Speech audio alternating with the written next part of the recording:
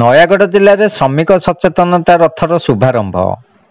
ଆଜି ଏକ ଶ୍ରମିକ ସଚେତନତା ରଥ ଜିଲ୍ଲାପାଳ ଶ୍ରୀ ଅକ୍ଷୟ ସୁନୀଲ ଅଗ୍ରୱାଲଙ୍କ ଦ୍ୱାରା ଉନ୍ମୋଚନ କରାଯାଇଛି।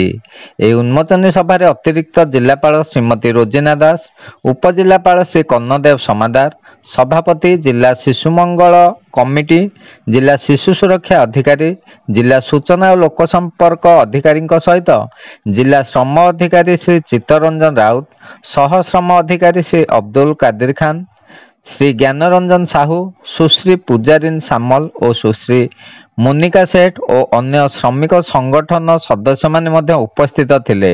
ଉକ୍ତ ଶ୍ରମିକ ସଚେତନତା ରଥଟି ଏକ ମାସ ବ୍ୟାପୀ ଜିଲ୍ଲାର ସମସ୍ତ ବ୍ଲକ, ଏନ୍ଏସି, ଶ୍ରମିକ ହାଟ, ଜନବହୁଳ ସ୍ଥାନ ଓ ନିର୍ମାଣାଧୀନ କ୍ଷେତ୍ରଗୁଡ଼ିକରେ ସଚେତନତା ସୃଷ୍ଟି କରିବା ସହ ରାଜ୍ୟ ସରକାର ଓ ଶ୍ରମ ବିଭାଗର ଜନାଭିମୁଖୀ ଓ ଶ୍ରମିକ କଲ୍ୟାଣ ଯୋଜନା ଗୁଡ଼ିକ କିଭଳି ଲୋକଙ୍କ ପାଖରେ ପହଞ୍ଚି ପାରିବ ସେ ନେଇ ସଚେତନତା ସୃଷ୍ଟି କରିବ।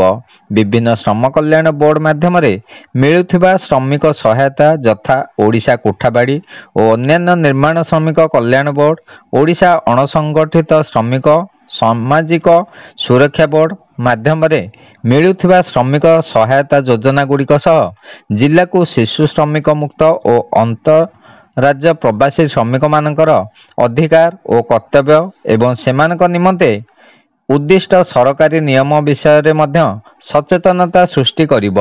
ଶିବନୟନ ଦାସଙ୍କ ରିପୋର୍ଟ, ଖଣ୍ଡପଡ଼ା ବାର୍ତ୍ତା।